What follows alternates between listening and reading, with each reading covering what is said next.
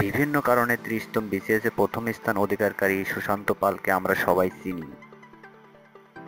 একদিকে তিনি যেমন বিসিএসে সর্বকালে সর্বোচ্চ নম্বর পেয়ে প্রচুর আলোচিত, অন্যদিকে সমালোচিতও কম হননি। কিন্তু আমরা কি জানি বিসিএসে প্রথম হওয়া কাস্টমস অফিসার অন্য ধর্মের হয়েও 5 বছর ধরে রোজা রাখছেন? আসুন আমরা তার রোজা থাকার সিক্রেট গল্প শুনি। সব কয়টা রাখা হয় না। এই যেমন কত বছর রেখেছিলাম 22টা, কত 2 দিন রেখেছি, আজকেও রাখছি। দেখা যাক কয়টা রাখতে পারি, এভাবেই বলতেছিলেন সুশান্ত পাল। শুরুটা করেছিলাম নিজের উপর এক ধরনের রাগ আর অভিমান থেকে, নিজেকে অসীম কষ্ট দেওয়ার জন্য। নিজেকে কষ্ট দেওয়া ছাড়া নিজেকে চেনা যায় না। না খেয়ে থাকার কষ্ট যে কি, সেটা না খেয়ে থাকা ছাড়া বোঝা অসম্ভব।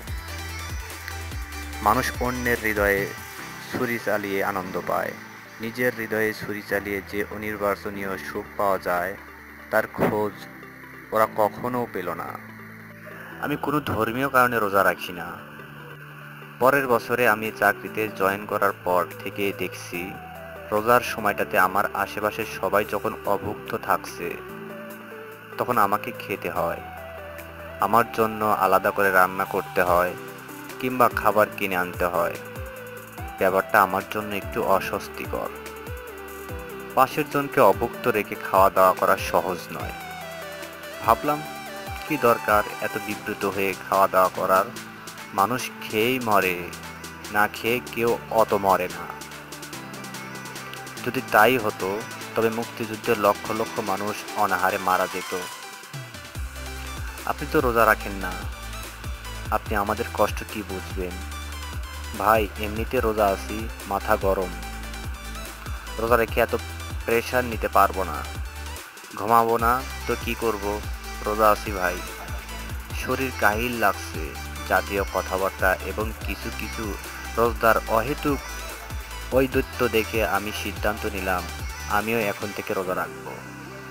রোজা রাখা কিংবা না রাখা তো ব্যক্তিগত অভ্যাস, অনভ্যাস, বিশ্বাস, অবিশ্বাস কিংবা ইচ্ছা অনিচ্ছার ব্যাপার।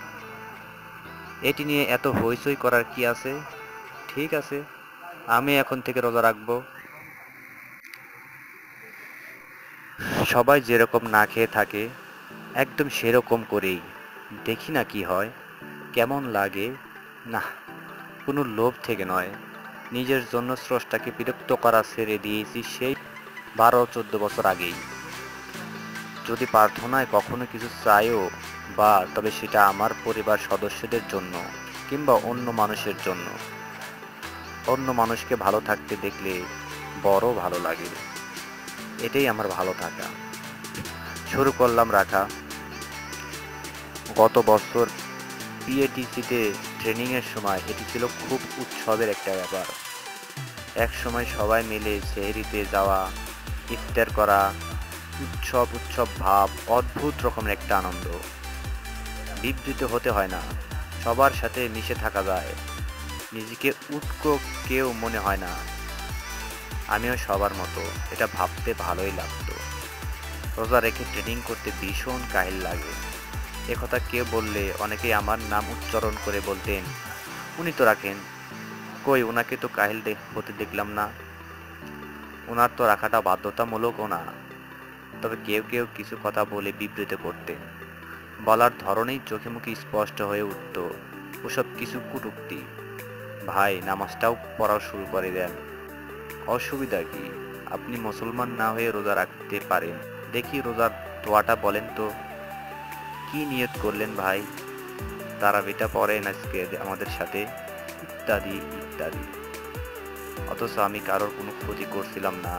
আসলে কিছু কিছু মানুষের হৃদয় এতটা কলুষিত যে সেটা তাদের আচরণেই তুলে ধরতে না পারলে ওরা শান্তি পায় না।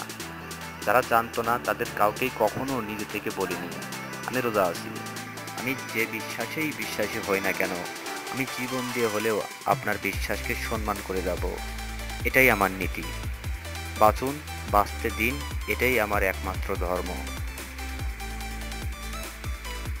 আমার অভিজ্ঞতা বলে রোজা রাখলে অত কষ্ট তো হয়ই না, বরং ভালোই লাগে। ওই অনুভূতির কোনো ব্যাখ্যা হয় না, এটা নিয়ে বলা যায় না, লেখা যায় না, এটা স্রেফ অনুভব করতে হয়। আমি আমার ব্যক্তিগত অভিরুচি থেকে রোজা রাখি, আর কিছুই নয়। রোজা রেখে আমি জানি ধর্মীয় দৃষ্টিকোণ থেকে এটা রোজা রাখা নয়, এটা বড়জোর না খেয়ে থাকা। আমি যা অনুভব করি তার সামান্য মাত্র বলছি। ১, খাওয়া দাওয়া করাটা মস্ত বড় একটা টেনশন, সেটা থাকে না, নিজের কাজগুলো গুছিয়ে করা যায়। ২, যাদেরকে সঙ্গতির অভাবে না খেয়ে কাটাতে হয়, তাদের কষ্টটা একটু হলেও অনুভব করা যায়। ৩, কথাবার্তা এক ধরনের সংযত ভাব আসে, এটা সারাদিন পানি না খেয়ে থাকার কারণেও হতে পারে। ৪, সুন্দর সুন্দর ভাবনা মাথায় আসে। যারা বিভিন্ন শারীরিক ও মানসিক কারণে কষ্ট আছে, তাদের কষ্টটা একটু হলেও মাথায় আসে। কষ্ট অনুভব করা ছাড়া মানুষ হওয়া অসম্ভব। জীবনে কিছু না পাওয়ার চাইতে কষ্ট পাওয়াও ভালো। ৫, মানুষের প্রতি সম্মানবোধ অনেক বেড়ে যায়। অন্য মানুষের প্রতি সম্মানবোধ যত বাড়ে, তত নিজের ব্যক্তিত্ব উন্নত হয়। সকল ধর্মের প্রতি সহনশীল ও উদার মানসিকতা তৈরি হয়। ৬, আত্মসম্মানবোধ, আত্মনিয়ন্ত্রণ ও আত্মবিশ্বাস বাড়ে। এই তিনটে যার মধ্যে যত বেশি, সে তত বেশি শক্তিশালী মানুষ। ৭, মানসিক শক্তি অনেক অনেক বেড়ে যায়। মানুষ সামনের দিকে এগিয়ে যায় গায়ের শক্তিতে নয়, মনের শক্তিতে। ৮, রাগ কমে, কখনো কখনো অভিমান বাড়ে। ৯, প্রতিদিনের কাজকর্মের গুণগত মান বাড়ে, লোকের সাথে ব্যবহার আরও ভালো হয়। উপবাস যাপন মানুষকে সংযত করে, এটার একটি প্রতিফলন প্রতিদিনের কাজকর্মে স্পষ্টভাবে দেখা যায়।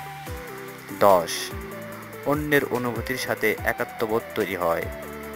শুধু ধর্মের কারণে একটা মানুষ ভিন্নভাবে ভাববে কেন? মানুষ তো মানুষই, না? পৃথিবীর প্রত্যেকটি মানুষের চাওয়া এবং না চাওয়াগুলো কম বেশি একই রকমেরই। আমার মধ্যে এখনো পর্যন্ত কখন ইফতারের সময় হবে, কখন আজান হবে, এই জাতীয় ছটফটানি কাজ করেনি, বরং সন্ধ্যায় আজান শোনার পর ধীরে সুস্থে হাত মুখ ধুয়ে ইফতার করতে শুরু করি। ওই সময়টা খুবই পবিত্র, সে সময়ে খুবই প্রশান্তিময়। খাওয়া দাওয়া সত্যি অদ্ভুত রকমের শান্তি কাজ করে শরীরে, মনে। রাতে ডিনার করি না, মুভি দেখি, বই পড়ি, ফেসবুকিং করি, লেখালেখি করি, গান শুনি, আর সেহরির জন্য অপেক্ষা করি। ধন্যবাদ সবাইকে। আর এরকম সিক্রেট খবর পাইতে আমাদের চ্যানেলটি সাবস্ক্রাইব করতে ভুলবেন না।